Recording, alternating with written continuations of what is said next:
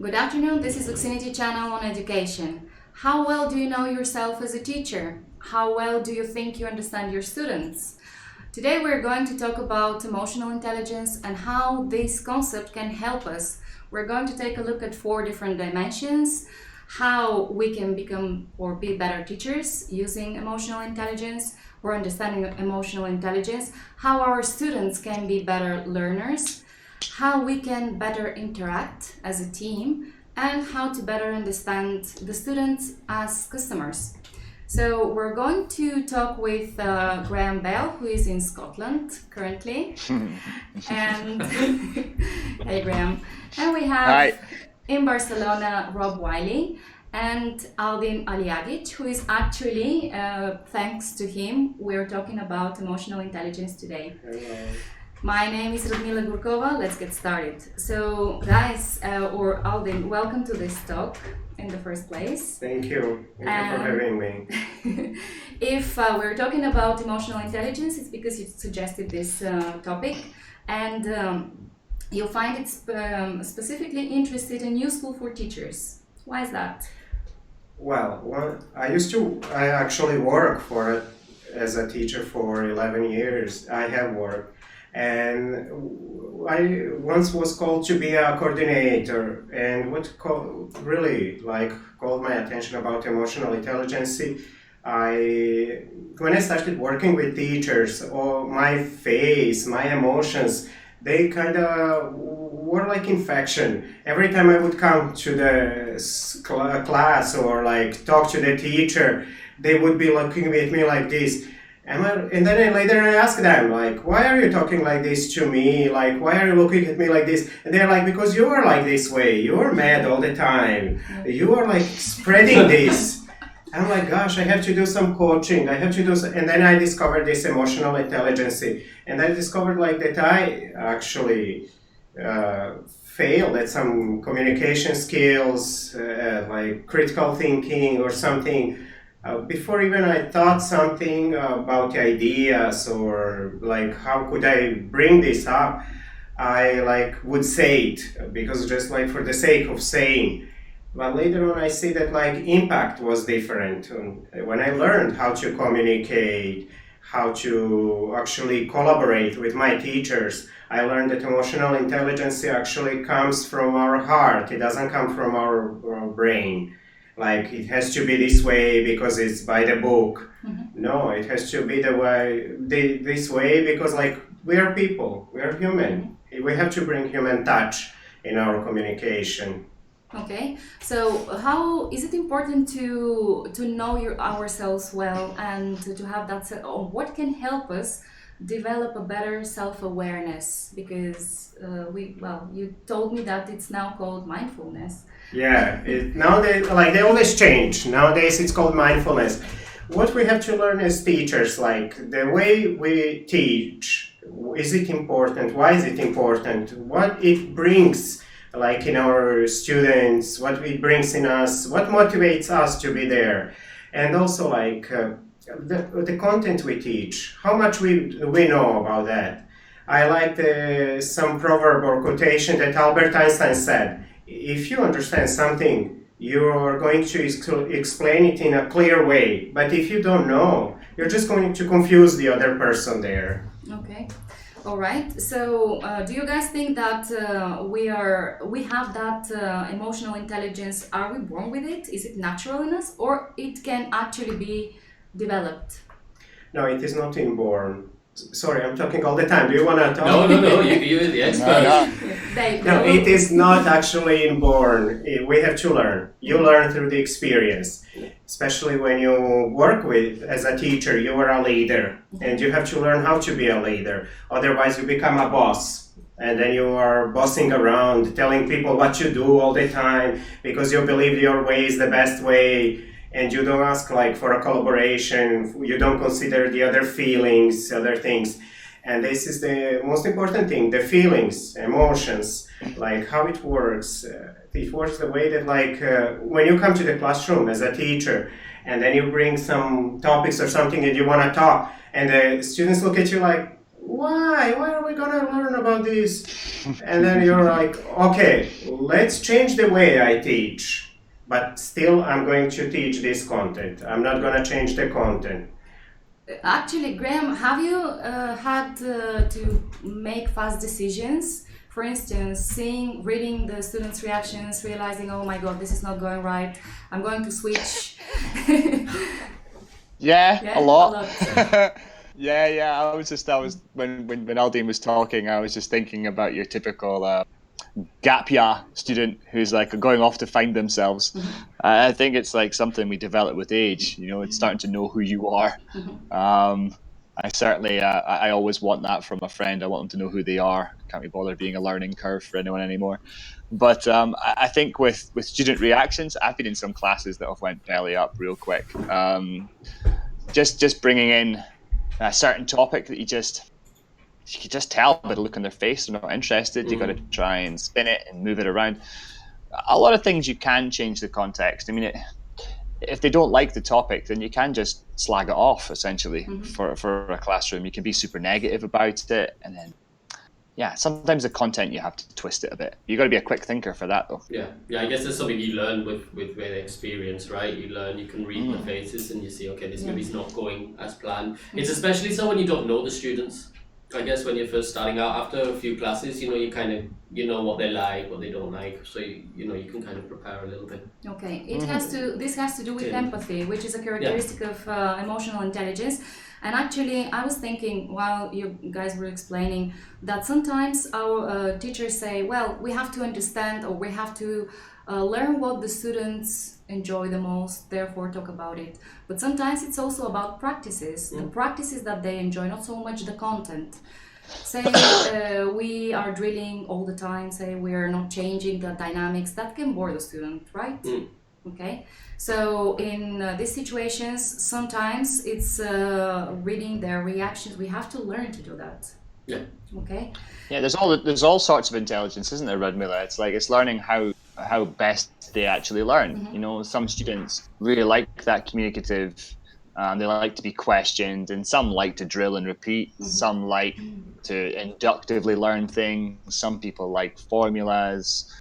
You know, and I think that all leads towards their kind of emotions and how they feel about the class as well, right? That's it, exactly. One very important thing about realizing that helps us realize how well we are doing in class is feedback. It has to do always, it helps our self-awareness. So here, people usually have two attitudes. Either they take it very well, or they're kind of bothered. So what should our attitude be to it? Well, all of us, we are like or fixed mind or we are like growth mindset. What does it mean? We sometimes can go and fail until we succeed. Or we can go two steps back and like stay in our comfort zone forever. But like failing, we learn all the time. We go through all these emotions, we learn the things, and we learn how to deal with these emotions. But later on you have this experience and you share with other people. Like emotional intelligence is like empathy, as you said. It's about controlling the feelings, your feelings. Like sometimes you feel, I want to cry, I want to run from the classroom, as you mentioned. But like you don't do that. You go further and you manage the feelings as well, and you manage everything, and you give the best class the way it is mentioned or planned. Like sometimes the best is not always the best for you, for like other people, but for us it is. Like I used to, as I said, I used to work as a coordinator, and I would tell the teacher all the time, thank you for being there. Because it's kind of teaching, it's not easy. You have to be an artist, you have to be a nurse, you have to be a psychologist, you have to be a mom and dad, you have to support your student all the time. And like, it depends what role you're going to take that day or that class. This is emotional intelligence. This is what like helps teachers to grow as well. Like the experience, really, failing until you succeed. Practice makes it perfect. Yeah, of course. Another very important role has to do with motivation. So, what motivates the teachers and what motivates the students? Can we talk about that? So, guys, as teachers, what motivates you to go to class every day? And Graham, why are you Graham's laughing? laughing because we know his answer. But, At the beginning, I can say from the experience, at the beginning it can be money. Like, oh, I have to pay my bills, I have to do this, I have to do that, and I need money for this. But later on, once you become a teacher, you kind of get relationship with your students and you start liking them and you want to be there, you want to bring out like the best of the class or of yourself there as well. And then like the thing is, you start liking what you do. This is the thing. But like at the beginning, as I said, it can be something like material, but later on it becomes emotion. Always. Yeah. There is, if emotions don't play a role there, we're kind of. yeah. Yeah, well, we asked this to the teachers, right? We asked about what motivates them kind of to wake up and go to work every day. And yeah, a lot of it is about the progression of students, so building that rapport and seeing the progression, always improving, learning something new. Every day is a new beginning. Yeah, and Julie says I always have fun in my classes, so it takes little motivation. But if it's an early morning class, she needs a coffee. Yeah, and Yeah. well, yeah. Is there such a concept as a team emotional intelligence? Can a team have an emotional intelligence as well? Of course. You, Radmila, you are a leader. Imagine we come here every day and we see your face like mad, angry. What are we gonna become? Like a group or a bunch of people like that we are gonna have the same face and the same feelings and like this is called team emotional intelligence. Why? Because like we are sharing and depends on our leader. Like emotions always depend on our leader. If you smile all the time, if you try to motivate us, we are going to take this feeling to our classroom. We're going to bring this like smile, we're going to bring this like happiness to the classroom, and our students are going to feel the same way. But like if you are mad all the time or like not satisfied with what you do, we're going to take the same to the classroom, and our students are going to take home, and it's kind of chain reaction. Yeah, it's like Oh a my chain God. reaction, right? Isn't I it? have to be very careful with my emotions then. No, don't feel like pressure. Don't feel pressure. We are going to help you. Yeah, of course. Sometimes we all go through No, some hard time. absolutely. It's a give and take. It's also for the people that have a team to lead. It's also the same. All positive and negative feelings are kind of contagious. Yeah. But let's talk about if there is a negative feeling within the team, what can we do to overcome it, and how does it affect the rest? Not necessarily from the person in charge. It can be, I don't know, today you have a bad day, or Yeah. You mean in terms of teams of teachers or teams of within teachers, in the classroom or with even the in students? the classroom with the Yeah. students. It applies to both. Well, one simple thing you mentioned, empathy. And let's start from empathy. I had classroom with like 60 students. They were like 5-year-old, and one of them came crying one day. And I like asked 15 others that wanted to participate, they were happy, to ask him like, why are you sad? Can you share with us your feelings? Can you express yourself? But like at the same time you have to teach your students how to do this. And this, like, I think as a leader, you have to teach your teachers as well how to express themselves, how to talk about their feelings. It's not easy. It's not easy to come here and say, oh, I'm crying because my mom didn't want to buy something to me, or because somebody told me, like, you're ugly today, or you're fat, or something that we go through simple things, like, every day. But like the thing is, I brought these 15 students to one of him that was crying, and they asked him like, why are you crying? Do you want to play with my toy? Do you want to share this? Do you want to this? Well, this was kind of empathy. They helped me. I didn't take all this responsibility on myself. I shared, like, let's put yourself in his shoes and then help him to put like him in their shoes, in our shoes. We're feeling fine. But like, what's going on with you? Can you feel fine with us as well? and it helped a lot. Well, just like be a human, like care Yeah. of the others, and like care of, like, show them your empathy. Show I really care. I want to know what's going on. As you said, everybody has bad days, but like I want to know what made your day bad. Okay. I think as well, you've got to be like, even when you're doing that, you can't always address it on the spot, like, and that's not to do with whether you want to or not. Sometimes whatever's wrong with that, or whatever the negative situation is, it can't be dealt with in that moment. So I think when you're a leader, you really need to make sure everyone knows your door's always open, you're always contactable, and you're available, and showing that kind of empathy that you care and you're available. I think availability of emotion is almost as important as the actual emotion itself, because some people just not everyone wants to be addressed when they've got a problem. They need to bring it out in their own time. You can't force it. So sometimes just letting people know, hey, I'm here for you, That's is enough. great. That's great. Yeah. Yeah, you're right. Absolutely. And if with kids, it's kind of natural in us to have that reaction and to teach them to manage their emotions. When with adults, it can be different. So we ask our teachers, do you show your emotions? How much do you show? And it was actually quite interesting.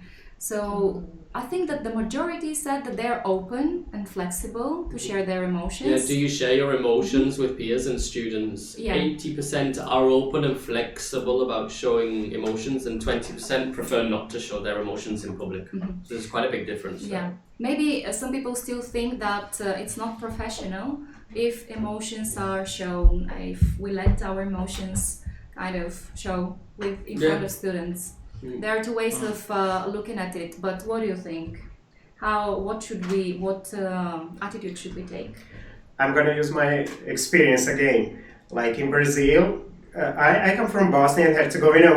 We don't share feelings. We don't talk about feelings. But like when I went to Brazil, the people, they would talk about feelings like it was normal thing. They would come there and they would say, "Oh, I have bad day today. It happened this and that." They would even explain. I at the beginning kind of thought it was strange. Later on, I become one of them. I really love this. And I'm like, sharing feelings makes you feel better. And the other person feels better as well because she could help you, or he, or like, and they love this. They love this. And like the team atmosphere there, it's really like positive, natural. And the people, they come smiling all the time. And then when you come like and you have like bad day, you're quiet, you would share this with your leader or like your coworker. Anyhow, but like it really helped me and helped them as well. I think it's a cultural thing. It's a cultural thing, talking about feelings. Yeah, because I find, think, like you said, with the Brazilians, I find the Spanish here are quite open to talk about their feelings as well. And I think it's a Latin culture. Could be. They like to talk about feelings. That's why are they like passionate and they love the things. They show you the way how do they feel about something. What if you don't know your students so well and you have to deal with their emotions? We're not so confident maybe. What do we do about it? Do we just say, hey guys, let's talk about the class? Or we allow time to listen and to provide advice? I think you've got to allow time, no, It's not to listen. unprofessional. No, I don't think it's unprofessional. I think, especially if they want to talk about it, then yeah, I think okay. I'm not going to spend 2 hours talking about it, but maybe we could put a bit of time aside to do that. Okay. Have a little chat, and then go back to the material. Okay, so every time, continue with the team dynamics and emotional intelligence. This is my reflection. Every time we introduce something new, we have two types of reactions, two clearly different types of reactions. Those who love it, the novelty, those who take it immediately and say, hey, this is actually a great improvement. And those who are reluctant and they're kind of scared, or it seems to me that they're a little bit scared there. Why is that? And what should we do? We have It's a lot to do with loss, isn't it? It's to do with motivating change. It comes from change motivation, and when you're dealing with people who have to move from one thing they're used to one thing new, they go through a grieving process, believe it or not, because they're not comfortable and they have to change. Yeah. So your role as a leader in that situation, or the person who's implementing it, is you have to be aware of what people are losing, not just what they're gaining. Yeah, because some people hate change, right? So no, but it's true. You get some people are very set in their ways, and like routine, and then suddenly even just a small, tiny little change can seem like the end of the world for that person. So yeah, as Graham said, I think you need to. Yeah, because like all of us, we love our comfort zone. Yeah. I don't want to leave it. I don't want to feel uncomfortable. I don't want to talk about something I don't know. I don't want to go through something I don't know, like place, classroom or something. We are going to teach this way. Why? But we used to teach this way or that way. Yeah. And it's hard, as you said, Graham. It's change is really hard. Yeah. People, they don't accept it. Like if you think about Mahatma Gandhi, he said, "Who wants to change?" But who accepts the changes? So everybody wants to change, but no one accepts actually the change. And this is the difficult. This is our human nature. Yeah. If I think about terms of working here or working past jobs, wherever, every time maybe there's been sort of a change, the initial reaction could be kind of uproar, or everyone's a bit skeptical to it.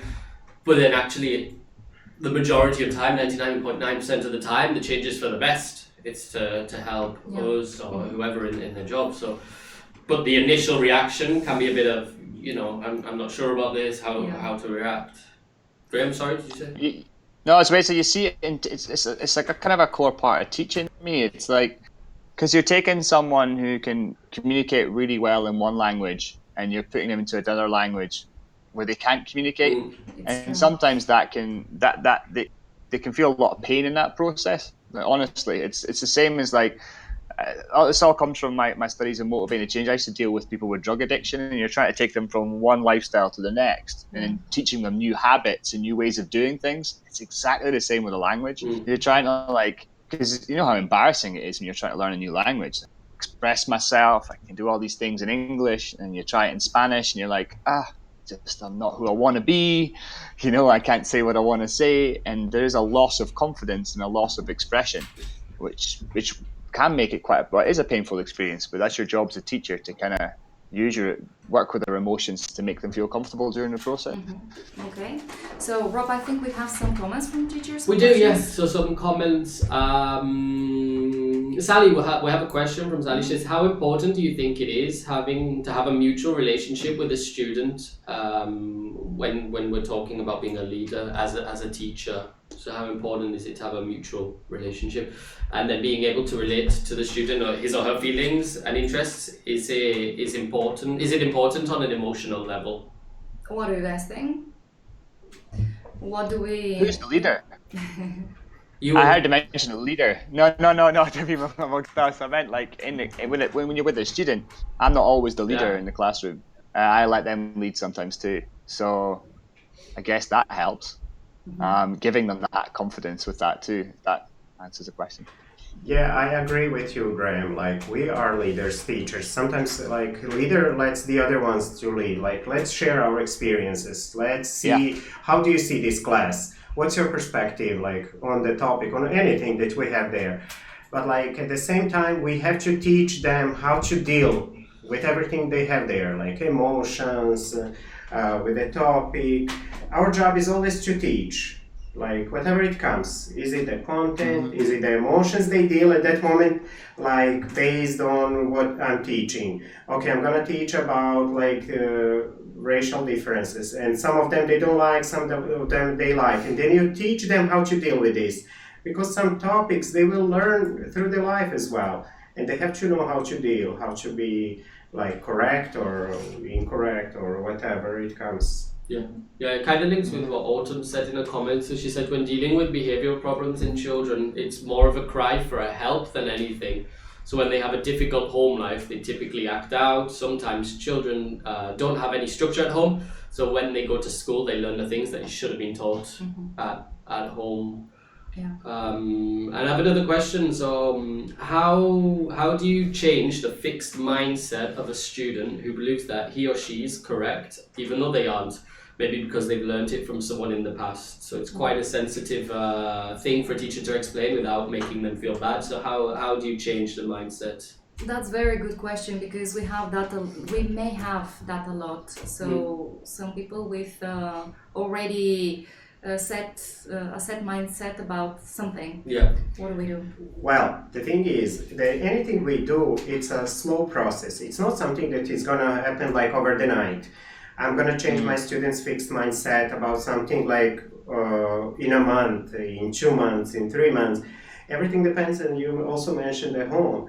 Like everything, they come like packages. They bring the things from the house. They bring the things from different schools. They bring the things from different countries, from different cultures. Some of the people, like culturally, they are easy to talk about something. Some of them, they are not easy to talk about. And we have to always see what is behind that feeling.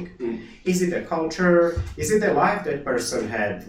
Like, it was difficult for him to do something. I'm gonna use my experience. I went through the war, civil war. And even though today, like after 30 years after the war, when you talk about that, I kind of feel like, gosh, what am I gonna say? What am I gonna do about this? Like, I don't feel easy to talk about this. And then we have to say always, like, what is behind this feeling? Why that person is like still fixed mindset, has this fixed mindset? Like, even I have been teaching for a year or something, I cannot change it. It's a slow process, something that takes time. Like, I think as well, we're not looking to change their mind. We're educating them. Yeah. So it's like when you meet someone who's racist, I'm not going to sit and argue about whether he's right or wrong. But if I can educate him in any way, that's probably going to help him. And it's that. And as you said, Aldine, it's not going to happen overnight, right? You've got to like meet them in the middle on whatever it is they disagree with you on. And if they start to see that if they start to believe in you and trust in you, then they will start to meet you in the middle a little bit more. And you might both change your opinions on something rather than just them. You know what I mean? yes, you're right. It has to be 50-50. Yeah. Always. Yeah. Fair and fair. If you are change, I'm gonna change as well. My perspective Totally. has to change on something. Well, We have another question from Gabriella. So, in an extreme hypothetical situation, how do you balance teaching and having to teach someone a skill and taking on the role as a psychologist? So, where do you draw the line? Yeah. It's hard, huh? it's hard. It comes like with experience. You have to become a psychologist. You have to use what you have to teach a skill. Imagine that like you have to teach about like geography, but you have a student who lacks the skill about behaving nicely. And then how do you say that? Okay, let's compare some of the countries. Let's talk about the cultural things about these countries. What about children in Japan? What about children there? And reflecting to children from this country that I'm teaching. You can use something always to reflect what happens in your classroom. And this way you teach the skill. But it's kind of, as I'm going to say again, it's a slow process. It's not something that is going to happen really fast. Like even that child probably is not going to realize that you are talking about him or her. But it's the process that we have to take, and we have to go through this with patience, empathy, and understand always like what is behind. Excellent, excellent. So apart from what is going on in the classroom, emotional intelligence can help us, or can it help teachers promote themselves? It helps a lot. I don't know, Radmila, do you remember, but when I arrived here, like to Obscenity, you asked the question like this: what makes you different? You are a teacher, you have years and years of experience, but what makes you different from my 150 teachers? Like, what is it that you stand out? And I was thinking, you taught me at this moment, you taught me like how to think critically. And then you taught me later, okay, I'm gonna show you how to communicate to people, to show your values, to show like what you have to show them positively. And then you taught me like how to communicate. Then later on you taught me how to collaborate with you guys. Because like Graham gave us the classes, he asked us back like, what do we think about this? And then you asked us about like, what do you think about the training? What do you think about this? Can you come here and share what you have? You taught me collaboration as well, and the creativity. Like you taught me creativity at the same time, how to create like page on my Facebook, how to create like blog, how to create all of these things. At the same time, you brought emotions. You didn't just say, do it. You brought your emotions, you brought your emotional intelligence in this. This is how Oxenity works. Bring people together, share everything you have. At the same time, you teach us. You are also taught by us as well. Absolutely, all the time. Yeah, that's how it is. It's amazing, but it's true. Just one more comment, which I know we're finishing in a second, which is a nice one from Autumn, which we were going back to just the motivation, just to go back. So she said what motivates her to go out to work is when the students finally get it, when everything you've been doing starts to click and they can express themselves. It's such a rewarding feeling, and that's what motivates me. So yeah. That's I think it's a nice thing to end to on. conclude. Yes, and I'm going to, that was brilliant, and hopefully there's a lot more to say about emotional intelligence and the practical help that it can bring to teachers, but we have no more time. But I would like Aldin to wrap it up with a final sentence, a final advice to all the teachers. Guys, the revolutionary impact about emotional intelligence is not like the theory. Don't go there and learn about from the books. Learn from your experience. You're only going to realize how emotions are important in the classroom, with your co-workers, with your leader.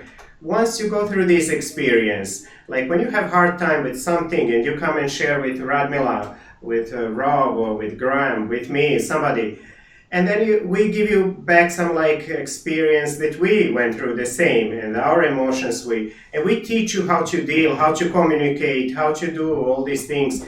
This is important. This is a revolutionary impact. It's not like I'm gonna learn from the books. I'm gonna learn from my experience with the people I like to work with. And like sometimes don't let the emotions to define you, confine you, or like outshines you. But like use them in your favor all the time. What does it mean? Like anytime you have some emotions and you have to deal with them, try to learn how to express, even though they are negative, positive, or something. And like express them with the people you feel comfortable with. As Graham said, it's hard to share the emotions, but like you share with the people you feel really comfortable with. And I would like to just like say some Japanese proverb that says like this, that you are in the present, like your past result, but like your future, you actually are going to be the cause of your future.